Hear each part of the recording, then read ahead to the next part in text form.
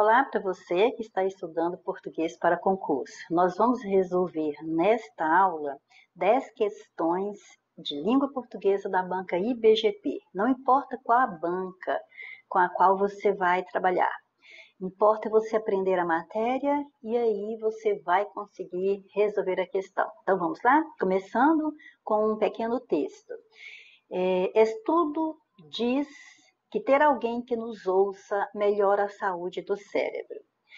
Cada nova pesquisa que é divulgada, vamos aproveitando os conhecimentos linguísticos aqui, olha só. Cada nova pesquisa que é divulgada. Então, quando falou que pesquisa é divulgada, então a pesquisa não está divulgando, ela está sendo divulgada. Você tem aqui uma locução verbal na voz passiva.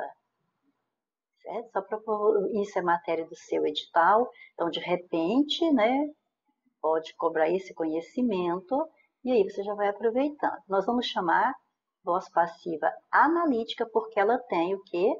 Ela tem locução verbal. Você tem aqui o verbo ser no presente, eu sou, tu és, ele é, e o verbo divulgar no particípio. Então, isso é uma locução verbal, mostrando que o sujeito pesquisa, não está praticando a ação de divulgar, que é o verbo principal desta locução, e então ele é um sujeito paciente. Um sujeito paciente é aquele que sofre a ação do verbo, certo? Ele não está praticando, está sofrendo. Então, essa pesquisa que é divulgada ratifica estudos anteriores. Então, quando diz que ratifica, quer dizer que ela confirma estudos anteriores, mostrando como o isolamento tem um impacto negativo e profundo. Então, a ideia-chave desse período é que isolamento tem impacto negativo e profundo. Recém-saído do forno, olha, recém é um prefixo que sempre exigirá hífen. Então, recém, hífen, e saído, recém-saído, recém-casado, recém-nascido. Então, ela já tem hífen. Então, a palavra recém-saído não foi escrita inteiramente na linha em que foi começada. Então, você tem que aplicar o hífen para mostrar que essa palavra vai ser terminada na linha seguinte. E neste exato local que você tem que colocar o hífen, mostrando que a palavra vai ser continuada na linha subsequente, ela também tem hífen. Então, você coloca o hífen da translineação, da mudança de linha, e repete o hífen, porque é o hífen que a palavra já tem na sua escrita correta. Então, recém-saído do forno, trabalho publicado no periódico médico JAMA Network Open, mostra a relação entre ter alguém com quem se possa conversar e uma melhor resiliência cognitiva. Então, aqui nós associamos a ideia de que ter alguém com quem conversar, o que acontece? Melhora a resiliência cognitiva, a resiliência, a nossa resistência, a nossa capacidade de vencer adversidades. Essa é uma medida para avaliar a habilidade do cérebro de funcionar melhor do que o esperado numa determinada idade ou num quadro com alterações provocadas por enfermidades. Então, essa relação entre ter alguém com conversar e a melhora na resiliência cognitiva. De acordo com Joel Salinas, professor de neurologia da Harvard Medical School, a resiliência cognitiva pode ser considerada uma espécie de amortecedor para o envelhecimento do cérebro. Então, olha só, resiliência cognitiva está associada aqui, está sendo comparada aqui a um amortecedor para o envelhecimento do cérebro. Então, é claro que isso aqui é uma metáfora, né? Amortecedor para o envelhecimento do cérebro. É uma linguagem figurada, é uma metáfora, mas você compreende o que o autor do texto quis dizer, quis, né, com essa relação de resiliência cognitiva, funcionar como um amortecedor para o envelhecimento do cérebro. Exercício, interações sociais positivas e atividades que estimulem a mente são capazes de alimentar esse colchão. Olha aí a outra metáfora, não é o colchão literalmente falando, então é sentido conotativo aqui, não é o sentido do dicionário, que seria o local para a gente dormir, certinho? Então, esse colchão, essa metáfora, então, atenua os efeitos da idade. Então, esses exercícios, essas interações sociais, positivas, é claro, né? Atividades, elas vão estimular, né? Vão alimentar esse amortecedor, esse colchão que vai atenuar, que os efeitos da idade vão chegando mais devagar, certo? É igual o carro, quando está com o amortecedor, se tiver estragado, qualquer trepidaçãozinha você sente muito mais, né, dentro do veículo. Então, aqui o colchão está sendo esse amortecedor, então você vai sentir menos os impactos da idade.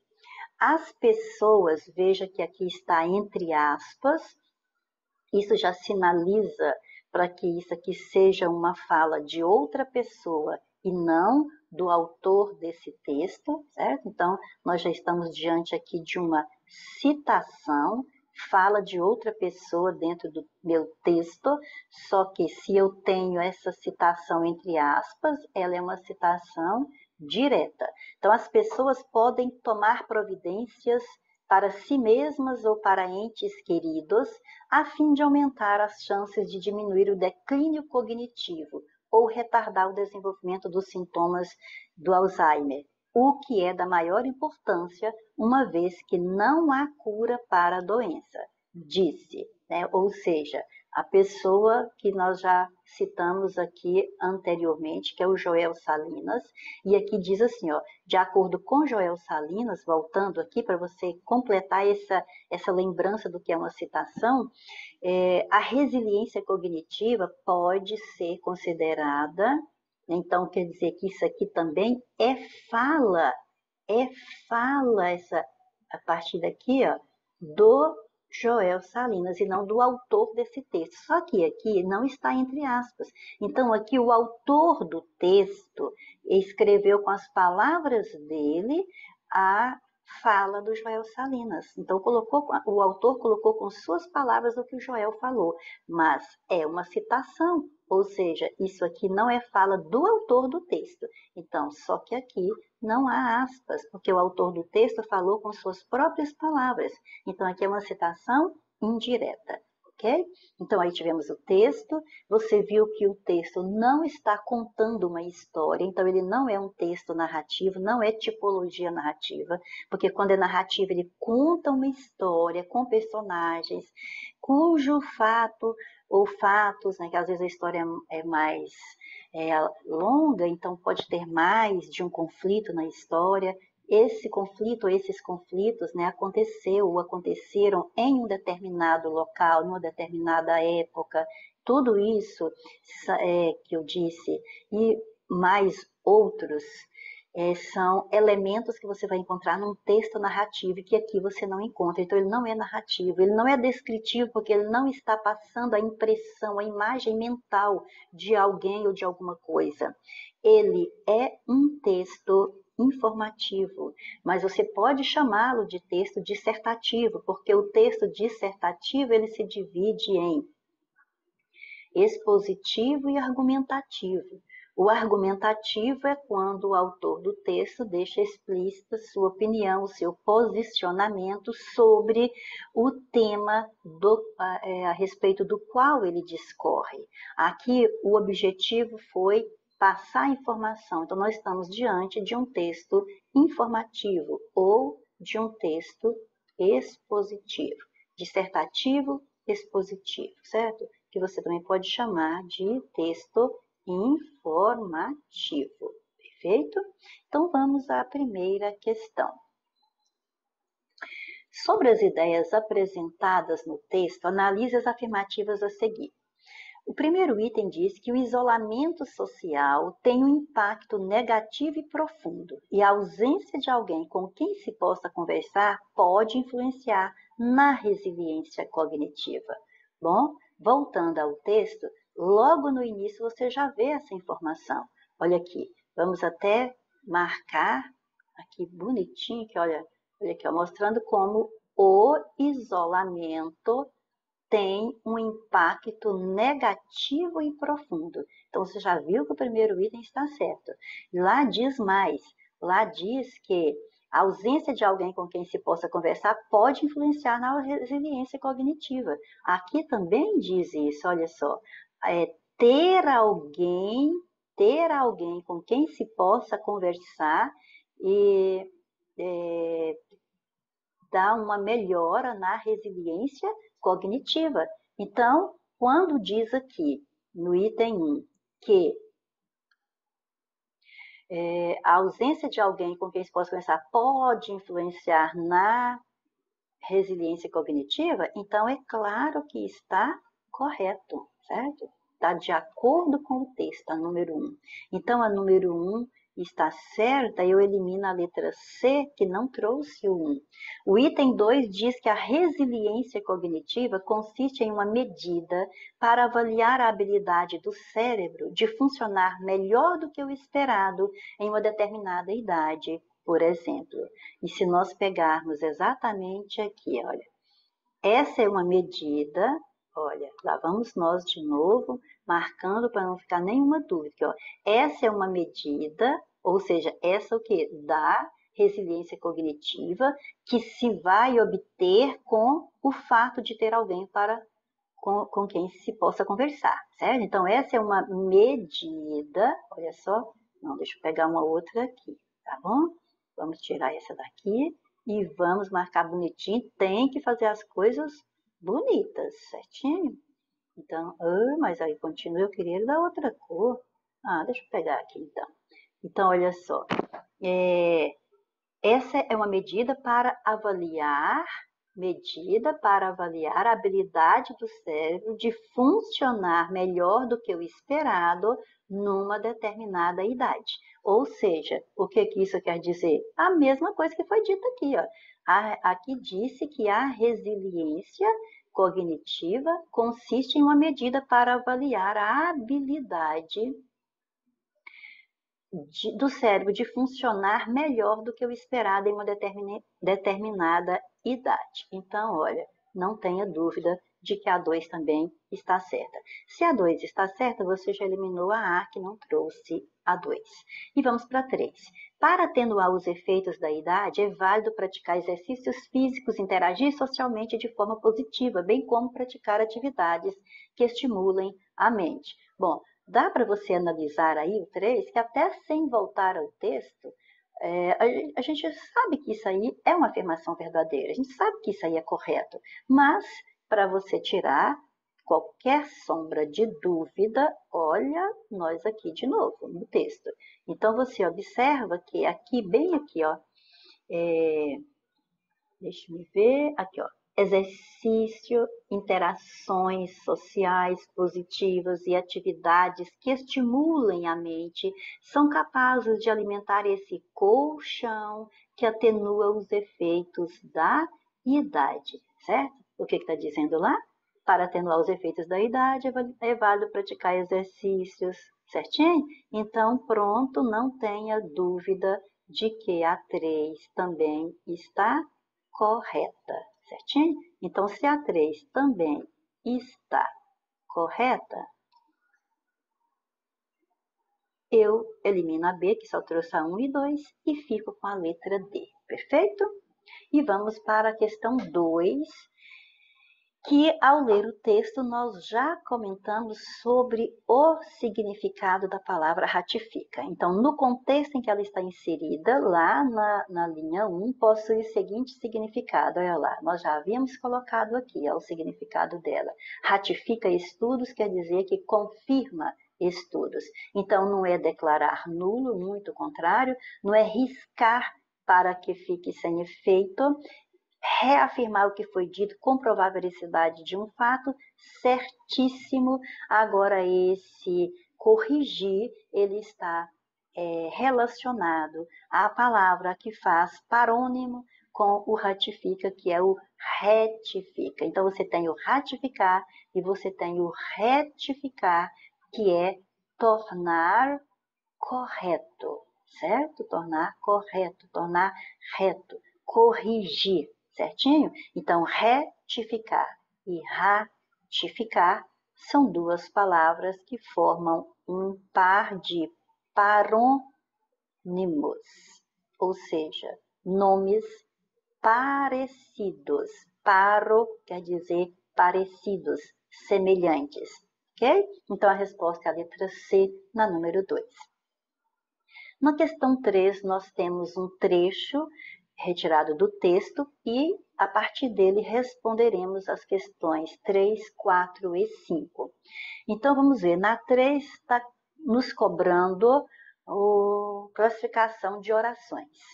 Na 4 está me cobrando a função morfológica da palavra que. E na 5 está cobrando a substituição da palavra aqui na letra a função morfológica, a função sintática, certo? E classificação de oração. Então, sabendo disso, nós já vamos ler esse trecho fazendo o estudo completo dele. Então, vamos lá. Exercício, interações sociais positivas e atividades que estimulem a mente. Veja que esse que está voltando para o que foi dito antes.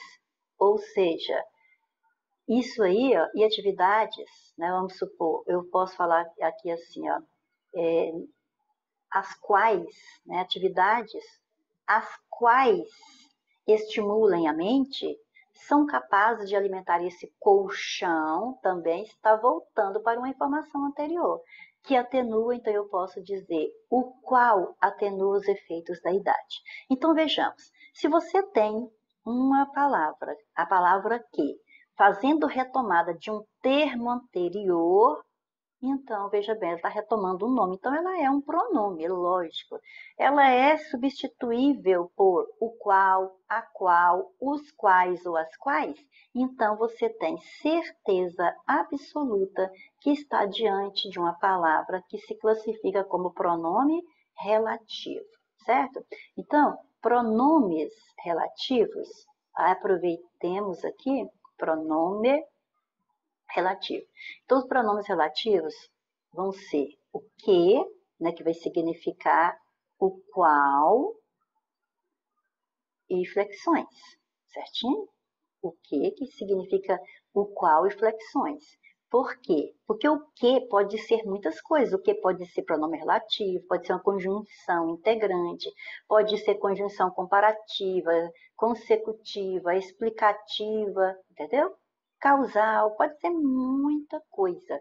Então, para que você identifique se ele é pronome relativo, você vai fazer a substituição por o qual ou flexões, porque o qual, as duas palavrinhas, certo? É o artigo o com pronome qual. As duas juntas sempre vão ser pronome relativo, entendeu? Sempre. Então, se uma outra palavra pode ser substituída por o qual ou flexões, então essa outra palavra que você não tenha certeza, não tinha certeza do que seria, você já tem certeza que vai ser pronome relativo, certo? Então, o que, o qual, o qual, eu vou só repetir o qual aqui, o qual, e as flexões, é claro, o quem, certo? Quem, é lógico, né? Com preposição, certo?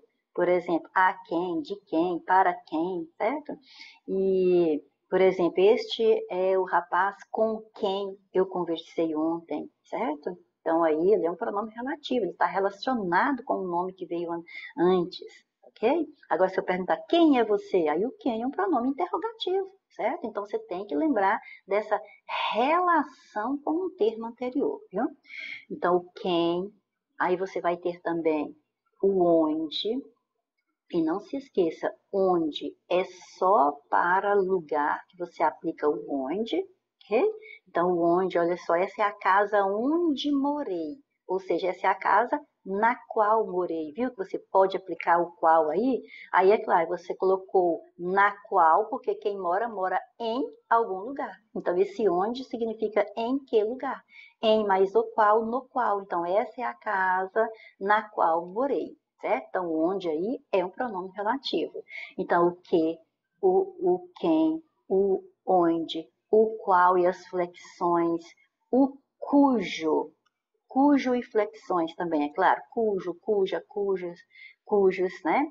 Só que o cujo é só utilizado com ideia de posse, certo? Então a gente costuma dizer que ele é um pronome relativo possessivo, porque ele só entra numa frase com ideia de posse. É sempre com aquele sentido de seu, ou de sua, de dele ou de dela, certo?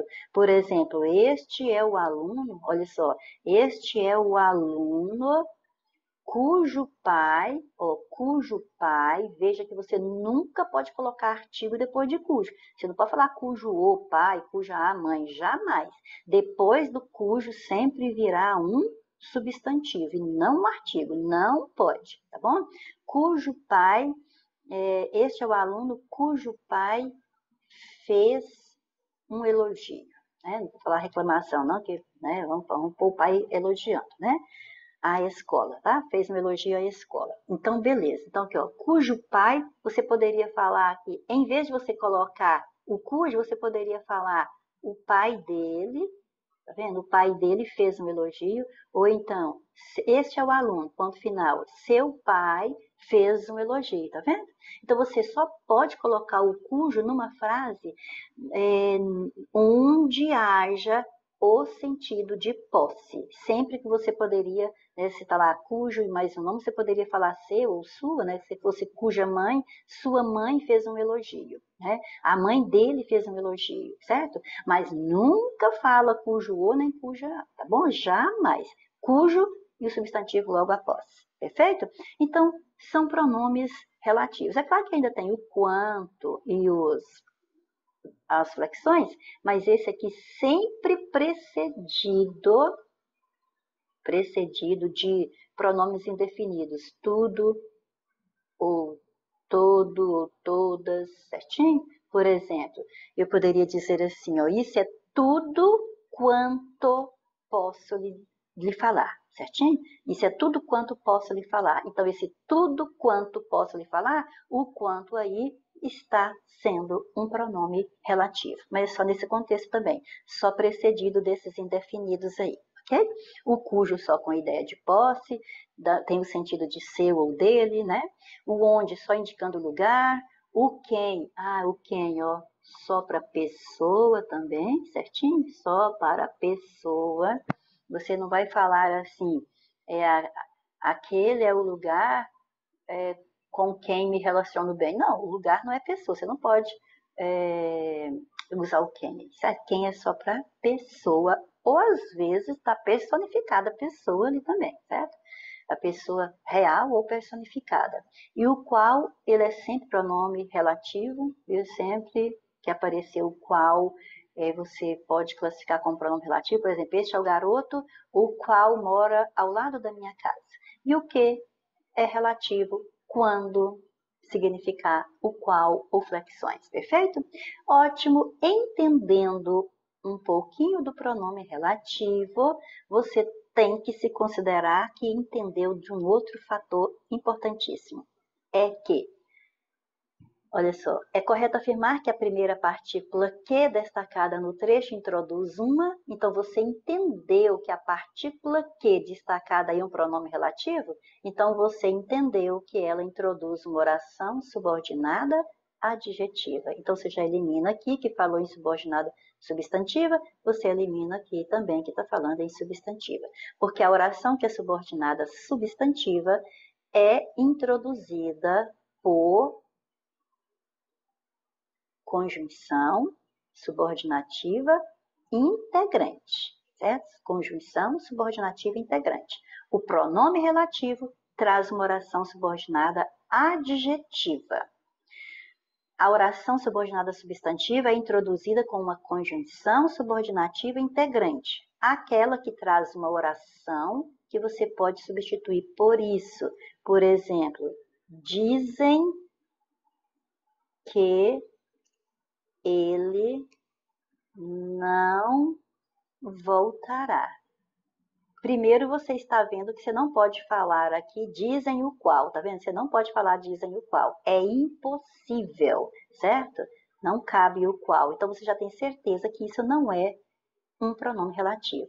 Mas você pode falar aqui, ó, dizem isso. É como se você tivesse dito a frase, o período todo, ó, dizem que ele não voltará. Aí depois você, em vez de repetir tudo, você só fala assim, dizem isso. Isso o quê? Que ele não voltará. Então você vê que esta oração aqui pode ser substituída pelo isso, ou às vezes disso, ou nisso, porque às vezes o verbo que vem aqui pede uma preposição. Mas o isso está ali no contexto, não está? Então esse quezinho aqui é uma conjunção subordinativa integrante e esta oração que ele trouxe é uma oração subordinada substantiva. Perfeito? Agora, essa classificação de completiva, nominal ou subjetiva fica para depois.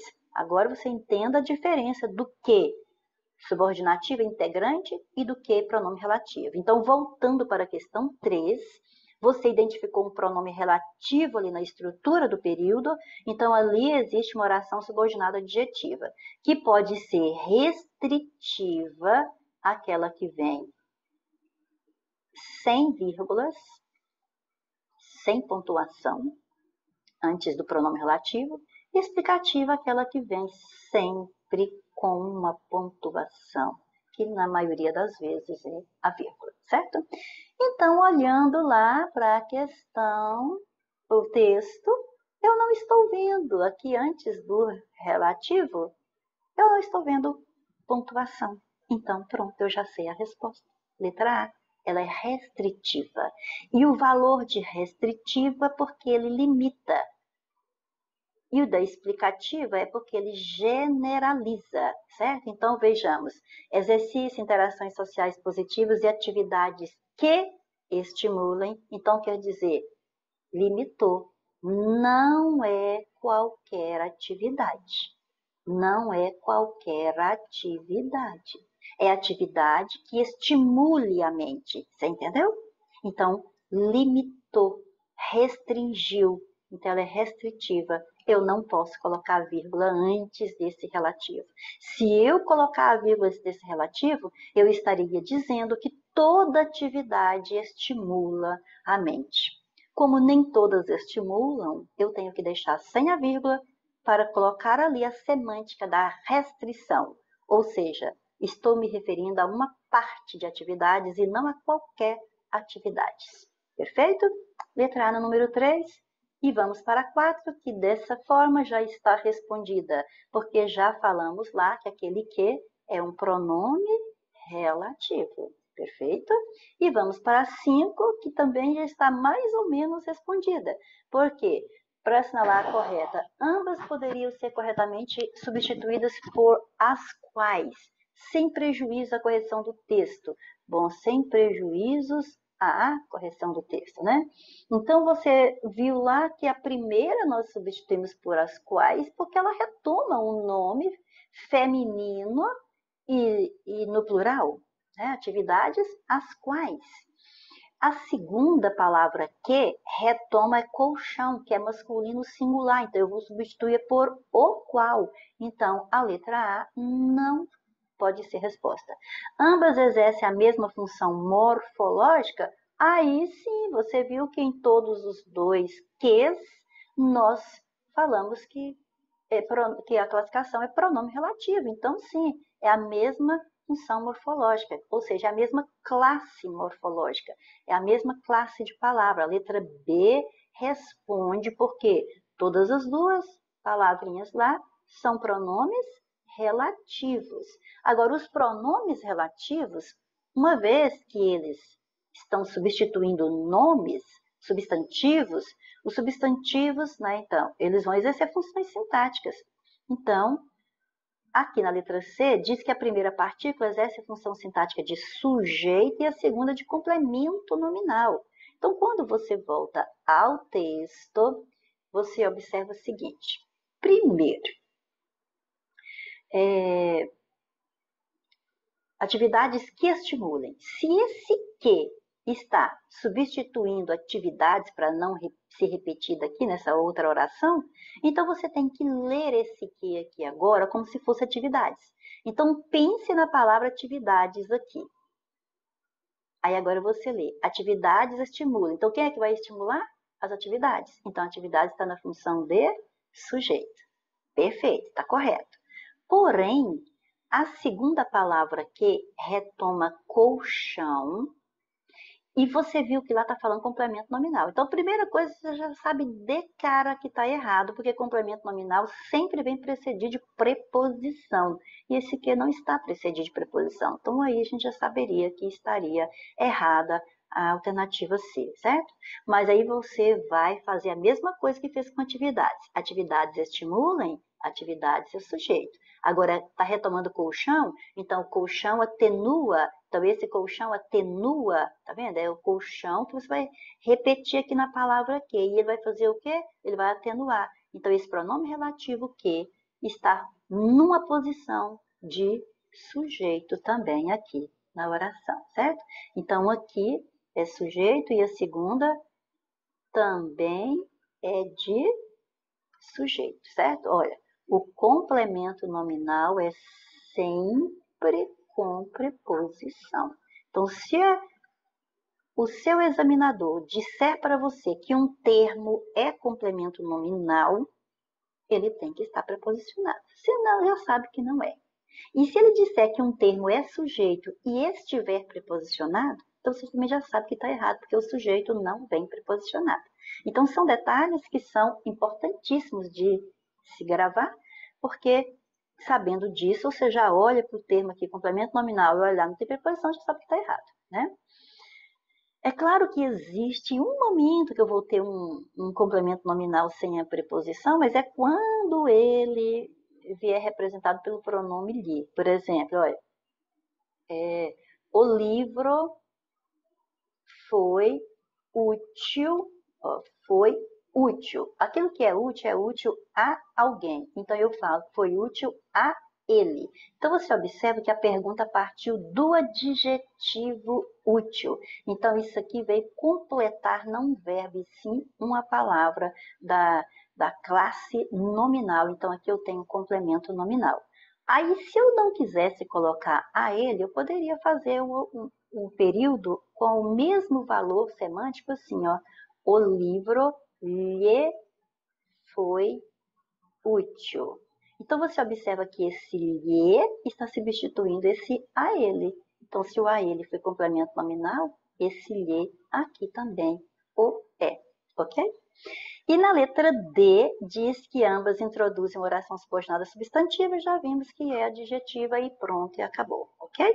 E vamos para a questão 6, que diz que das palavras do texto, você vai assinalar a alternativa cuja palavra, olha só, cuja palavra, viu? Que não é cuja a palavra, cuja palavra, ó, o pronome relativo aqui, e olha o valor de posse, quer ver? Assinale a alternativa cuja palavra, quer dizer, a palavra dela, a palavra dessa alternativa é acentuada por ser paroxítona terminada em ditongo. Paroxítona, penúltima sílaba tônica. Penúltima sílaba tônica, certo? Penúltima sílaba é mais forte. Ditongo, encontro vocálico, dois, na mesma sílaba, certo? Que pode ser uma vogal mais uma semivogal. Semivogal é o I, é o fonema I ou U, na mesma sílaba com outra vogal. Aí a vogal é mais forte, você tem nessa sequência, então, de ditongo decrescente, está começando do mais forte para o mais fraco, um som mais intenso para um som menos intenso, mas o ditongo Ele pode ser formado também de uma semivogal primeiro, né? Ou seja, o som de I ou de U primeiro, e depois a vogal, então, vendo que está numa sequência de crescer a pronúncia, então, de tom crescente, perfeito? Aí, quando você vem sa, I, do, você realmente tem uma palavra paroxítona, porque a penúltima sílaba é tônica, mas ela não é terminada em ditongo. O acento que nós temos aqui se encaixa na regra dos hiatos, certo? Acentua-se o segundo I ou U, ou então is ou us dos hiatos, né? Segunda vogal I, né? A segunda vogal do hiato, que tem que ser I ou U, pode ser seguido ou não de S, tônicos dos hiatos, desde que não haja NH depois, por exemplo. Rainha tem NH depois, então não acentua. Nem ditongo antes, por exemplo. Feiura, o U tá sozinho, mas tem um ditongo decrescente antes, também não acentua. Nas palavras paroxítonas. Porque se a palavra fosse oxítona, olha só, Piauí, mesmo que tenha um ditongo antes, aí já tem o acento, porque ela é oxítona. E essa regra de não acentua o I ou o U quando formar aqui um falso hiato, no caso, porque antes dele tenha um ditongo, isso não vai receber acento nas paroxítonas, mas nas oxítonas recebe normalmente, ok? Cérebro, você vê que a palavra é proparoxítona. A antepenúltima que é acentuada, todas são acentuadas, toda proparoxítona. Resiliência, então você tem resiliência, aí sim você tem uma paroxítona, ou seja, você tem a penúltima sílaba mais forte, você tem o fonema I aqui, então ele é uma semivogal, porque está pronunciado na mesma sílaba com uma vogal, lembrando-se de que o A é sempre vogal, certo? Então aqui você tem um ditongo crescente, não importa se ele é crescente ou se ele seja decrescente, se ele seja crescente, paroxítona terminada em ditongo sempre tem acento, ok? Então aqui você tem a resposta. Porém, você deve se lembrar que quando a paroxítona termina em ditongo crescente, você tem uma segunda possibilidade. Você pode separar a sílaba também, em vez de em um ditongo crescente, em um hiato. Pode ser assim também, ó. Então, aqui, ó, separou, então aí você tem hiato. E uma vez que você separou em hiato, você viu que teve uma sílaba a mais na palavra. Ela continua sendo polissílaba, né? Porque polissílaba é 4 ou mais sílabas, mas ela deixa de ser paroxítona, porque a sílaba tônica retrocedeu para uma posição e ela passa a ser proparoxítona, que nós vamos chamar de proparoxítona eventual ou aparente, certo? Então, existem essas duas possibilidades marcadas aí, mas ela está dentro do contexto. Ela também é uma paroxítona, aliás, tradicionalmente ela é uma paroxítona terminada em ditongo. Por isso a nossa resposta, ok? E o recém, você vê, é um prefixo, né, que tem acento na última sílaba, nos dando aqui uma oxítona terminada por em, que sempre vai ter acento, ok? É isso aí. Número 6, letra C. Cada nova pesquisa que é divulgada ratifica estudos anteriores. O verbo grifado está inserido, no contexto em que está inserido, é classificado como, então que maravilha, né? Fácil demais, não é? Olha, ratifica é o verbo. Então, se eu parasse, vamos começar. Se eu parasse aqui, vou colocar ponto final. Cada nova pesquisa que é divulgada ratifica. Ponto final, acabou. Se não houver um contexto para a nossa conversa, se eu só digo isso, você vai ficar na dúvida. Mas ratificou o quê? Não é isso? Então, logo nasce a pergunta. Ratificou o quê? Então, se houve uma pergunta, quer dizer que a ação do verbo já transitou, já se movimentou. Lembra de trânsito, movimento? Então, transitou, já fez o movimento aqui, ele não pode parar, ele tem que continuar caminhando nessa frase, certo? Então, só de ele ter que caminhar, você já chama de verbo transitivo. Agora, você viu que quando você fez a pergunta, apareceu um artigo e não a preposição. Quando você responde, ratifica o quê? Você responde estudos anteriores. Você responde sem preposição, logicamente. Se não houve preposição na pergunta, não haverá na resposta. Então, se o verbo pediu um complemento que veio se encontrar com ele sem intermédio de preposição, então a gente diz que ele veio diretamente se encontrar com o verbo. Então, o verbo é transitivo direto e o seu objeto é direto, ok? Então, a resposta está bem aqui na letra A, certo? Transitivo indireto é aquele que vem com preposição. Por exemplo, devemos obedecer, obedecer a quem? A lei, certo? Então, olha, eu não vou escrever dois As numa frase juntos assim. Então, você vai fazer isso. Devemos obedecer à lei. Então, se eu tenho um A com acento grave, eu tenho a preposição, porque este verbo na norma culta é transitivo indireto. Então, a lei vai ser o nosso objeto indireto. Intransitivo é quando o verbo não precisa de complemento. Por exemplo, se você falar que alguém morreu, que alguém viajou, você não precisa falar mais nada, você pode falar só isso, fulano morreu, fulano viajou, certo? Já deu para entender. Agora, você pode acrescentar circunstâncias adverbiais. Por exemplo, se você falar o vizinho, o vizinho morreu. O vizinho morreu, você já sabe o que aconteceu com o vizinho, entendeu? Você não precisa perguntar, morreu o quê? Ué, não, você sabe o que é morrer, você nunca morreu, mas você sabe o que é. Então, o verbo já tem sentido completo sozinho. Agora, você é curioso, então você pode querer saber como, quando, né? De quê? Então, aí é outro detalhe, isso aí não é complementar o verbo morrer, o sentido dele você conhece. Você quer uma informação a mais. Então, aqui, ó, o vizinho morreu ontem, né? Ou então o vizinho morreu de pneumonia, né? Ou o vizinho morreu na semana passada, né?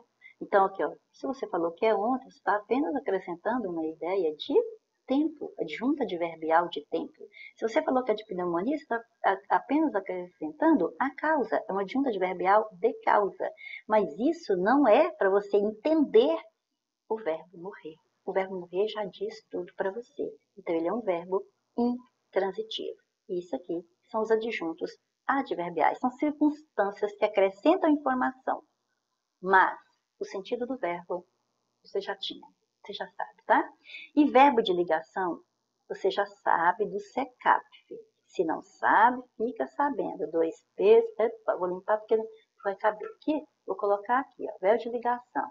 Os principais verbos de ligação estão aqui no SECAPT, certo?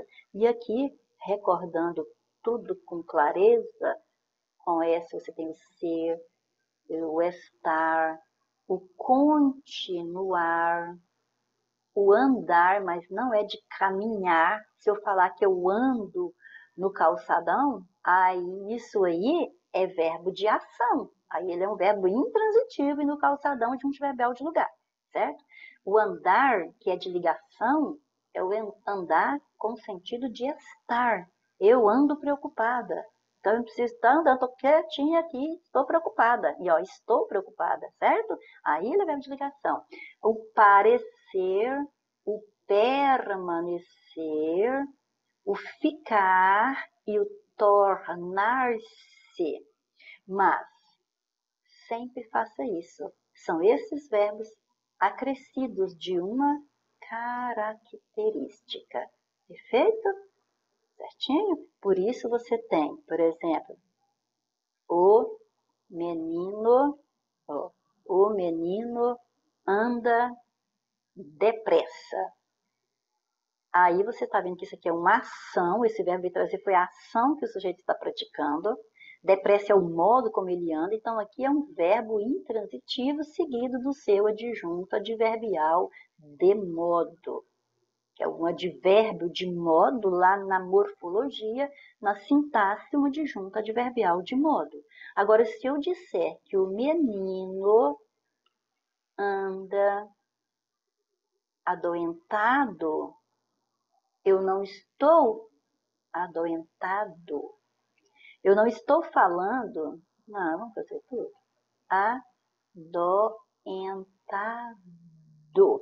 Eu não estou falando de coisa que o menino esteja fazendo, eu estou falando de como ele está, da característica dele, do modo de ser ou de estar do menino. Então aqui eu tenho o verbo de ligação e aqui, é claro, a característica lá do sujeito é o predicativo do sujeito, o que me faz ter aqui um predicado nominal e nesse outro daqui um predicado verbal, certinho? Então, letra A respondeu a 7 e vamos para a questão 8. A respeito das relações sintáticas e morfológicas do texto, assinale a alternativa correta. O sujeito do verbo ratifica é oculto. Bom, então temos que voltar lá no texto, né? Então, tá aqui, ó. Cada nova pesquisa que é divulgada ratifica. Opa, quem é que está ratificando alguma coisa aqui? Cada nova pesquisa que é divulgada. Então, o sujeito não tem nada de oculto, ele está bem claro, expresso na oração, certo? Então, errado. Oculto é assim, ó. Oculto é quando o sujeito não aparece na oração, mas eu posso identificá-lo. Por exemplo, fomos ao baile. Então eu falo fomos, é porque a pessoa com quem eu estou conversando sabe muito bem que esse fomos é eu e mais alguém, ou seja, nós, certo? Ou então, fui à fazenda, então é claro que a pessoa sabe que é eu fui à fazenda, certo? Então, quer dizer, não aparece na oração, mas ele é identificado na hora pela desinência do verbo, certo? Então, ele é chamado de oculto, porque ele é identificado na desinência do verbo, e também é chamado de desinencial, porque ele não aparece, ele está omitido, ele foi omitido na oração, ele também é chamado de elíptico, porque elipse é uma figura de linguagem que trata da omissão da palavra na frase. Então, aqui eu tenho a elipse na figura de linguagem e eu tenho um sujeito oculto ou elíptico na análise sintática, certo? Então, ele é oculto, desinencial ou elíptico. A primeira partícula que no título do texto isoladamente não possui função sintática. Vamos lá? No título do texto, estudo diz que, olha só, estudo diz que, é esse que. Olha o que você tem antes do que, meninos? Meninas e meninos, olha, você tem um verbo. Então, é claro, estudo diz isso, certinho? Estudo diz isso. Isso o quê? Que ter alguém que nos ouça, tá vendo? Que ter alguém que nos ouça. Então, é isso que o estudo diz. Então, você viu que pode colocar o isso. Quando isso acontece, o que que nós temos aqui?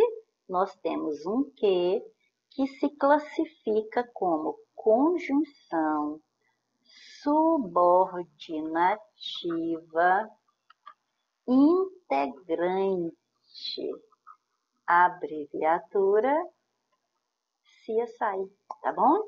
E a conjunção subordinativa integrante nos traz uma oração subordinada substantiva, certinho? E conjunções não possuem função sintática. Perfeito? Conjunções não possuem função sintática. Então, nós estamos aqui na questão 9, não, na 8. E o item B diz que a primeira partícula, que no título do texto, isoladamente, não possui função sintática. Então, disse tudo que nós analisamos lá agora. Eis o nosso gabarito. O predicado do verbo mostra, no contexto em que está inserido, é nominal. Bom, a gente sabe que não é nominal, por dois motivos. Primeiro, nós já achamos a resposta correta aqui. Segundo, falamos agora mesmo quais são os verbos de ligação. E o mostra não está lá. Então, se não é verbo de ligação, o predicado não é nominal. O predicado lá é verbal, certo? Verbal. Estudos, deixa eu achar de novo, só para eu ver que estudo. Na primeira linha, né?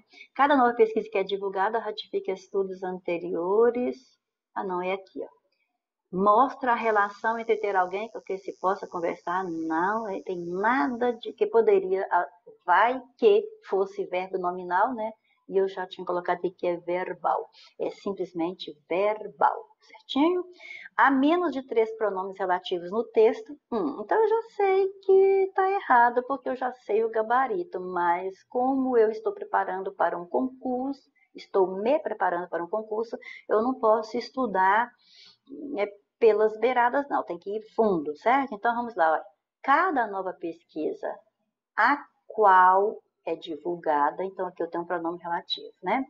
Depois, tem impacto negativo, recém-publicado no periódico, mostra a relação entre ter alguém com quem, olha só, alguém com quem, lembra do quem precedido de preposição? Esse quem está retomando esse alguém. Então, eis aqui outro pronome relativo. Essa é uma medida para avaliar a habilidade do cérebro que funciona melhor do que o esperado. Aqui nós temos uma comparação, né? Melhor do que o esperado. Numa determinada idade, num quadro, de acordo com Joel Salinas, a resiliência cognitiva pode ser considerada uma espécie de amortecedor, exercício, interações, aqui ó, atividades que estimulem, olha aí, as quais estimulem, né? Esse colchão que atenua, o qual atenua. Então, já encontramos quatro, e tem mais um aqui, ó. Alzheimer, o que é, ou seja, aquilo que é, o qual é, certo? Aquilo, esse o significa que, ó, o desenvolvimento dos sintomas do Alzheimer, o que é, ou seja, esse o é a mesma coisa de aquilo, ou isso, ou seja, pronomes demonstrativos. Quando eu tenho um pronome demonstrativo e um que, o que é relativo. Então, voltando à questão 8, há menos de 3 pronomes relativos? Não, há mais, certo? Letra B e ponto final. Questão 9. A expressão a fim de, empregada na linha 20 do texto, consiste em uma locução prepositiva. Então, aqui a banca já deu a morfologia da palavra, a classificação, locução prepositiva, porque sim, termina com a preposição de, e denota finalidade, objetivo, meta. Aqui ela deu a semântica da palavra, o sentido dela. E é isso mesmo. O a fim de separado é uma locução prepositiva com esse significado. Lá no texto nós temos assim, olha, bem aqui na linha 20, as pessoas podem tomar providências para si mesmas ou para entes queridos a fim de aumentar, ou seja, com o objetivo, com a finalidade de aumentar, né? É isso mesmo. Então, voltando para a questão, aí nós vamos assinalar a alternativa que apresenta a mesma situação. Então, a mesma situação dá para interpretar que ela tem que ser locução prepositiva e ela tem que indicar finalidade, certo? Então, comecemos por excluir letras B e D que têm a fim junto e no plural, porque existe sim o afim junto, que é mais utilizado no plural, afins, pode ser um substantivo ou, na maior parte das vezes, um adjetivo, e que tem a ideia de semelhança, afinidade, certo? Pode ter esse sentido. Por exemplo, nós somos parentes afins. O sogro e a nora, o genro e a sogra, são parentes afins por afinidade. Não é por laço sanguíneo, mas por causa da relação jurídica. O filho casou com a filha ou vice-versa deles, então agora é todo mundo parente, certinho? Então, beleza. Então, são parentes afins, por afinidade. Eu tenho ideias afins das suas, ou seja, eu tenho ideias que se afinam, que têm semelhança, têm afinidade com as suas, ok? Agora, vamos para o afim de. O afim de, separado, nós temos aqui na A e na letra C. Só que na letra C é afim de quê? Entendeu? Quando eu tenho apenas o afim de, eu tenho apenas a locução prepositiva, que é o que está pedindo na questão. Quando eu tenho o afim de que, mesmo que o valor seja o mesmo, eu tenho já uma locução conjuntiva. Então, quer dizer que aí fugiria da proposta, né? Mas, vejamos, então terminou com a preposição de, é uma locução prepositiva. Terminou com o que, a fim de que, é uma locução conjuntiva, certo? Aí você lê, na sala ninguém estava a fim de fazer nada. Então aqui o detalhe é, na sala ninguém estava a fim de fazer nada, quer dizer, ninguém estava com intenção de fazer nada. Ninguém estava com interesse, ninguém estava com vontade, certo? Inclusive a gente usa esse afim de quando está interesse na pessoa também. Por exemplo, José está afim de Ana, ou Ana está afim de João, João está afim de Maria. Aí o que está acontecendo? É igual aquela poesia do Carlos Drummond de Andrade, né? Quadrilha. Cada um estava interessado no outro. Então, afim de pode ter esse sentido também, esse afim de, certo? Aí quando eu falo na sala ninguém estava afim de fazer nada, não é bem exatamente finalidade, tá vendo? Não é o objetivo de fazer nada, a meta de fazer nada, a finalidade de fazer nada. Então foge um pouco da semântica. Mas na letra C a semântica está idêntica. Olha só, a fim de que ela passasse no concurso, comprei novos livros. Ou seja, com a finalidade de ela passar, com o objetivo de ela passar no concurso, né? Então, o que acontece? E a gente fica no meio do caminho, mas eu ainda acho melhor a letra C. Ainda acho melhor a letra C, mas essa aqui tem um probleminha disso que eu acabei de explicar para você. Se for olhar para o lado da morfologia, a letra A que está de acordo, mas se for olhar para o lado da semântica, a letra C. Eu estou achando que a semântica vai valer mais, certo? O objetivo que ela foi usada lá no texto, né? Então, fica a letra C com essa ressalva com a letra A, certinho? Aqui, a letra C, eles pecaram porque ele deveria ter elaborado essa frase assim, ó, para ficar igualzinho, ó. A fim de que ela passasse no concurso, poderia ter feito a fim de ela passar, tá vendo, no concurso, certo? Porque aqui, ó, eles colocaram a oração desenvolvida, conjugou o verbo. E o a fim de pede uma oração reduzida, com o verbo no infinitivo, né? Mas fiquemos com a letra C com a ressalva da letra A, ok? E lá vamos para questão 10. Sobre a concordância verbal e nominal presente no texto, assinale a alternativa correta.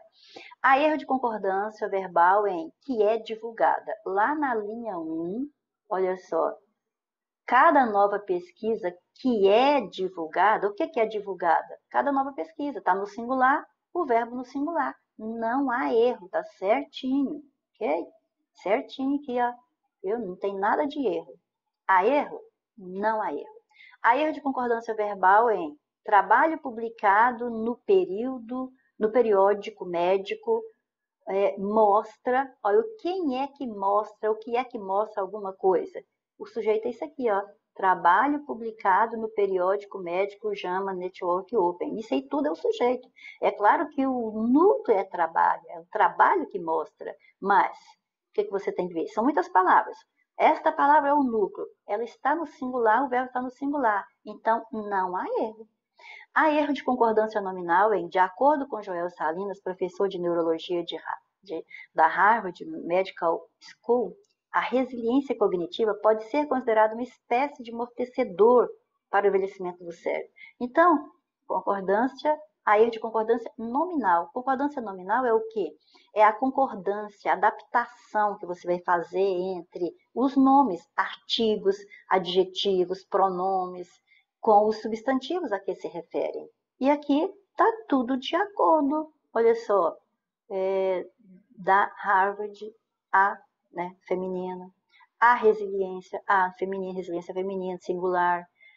A resiliência pode ser considerada, quem é que vai ser considerada a resiliência feminino singular? Então está no feminino singular, uma espécie, tudo certinho para o envelhecimento do cérebro. Não tem nenhum erro. Então, letra D responde a 10, ok?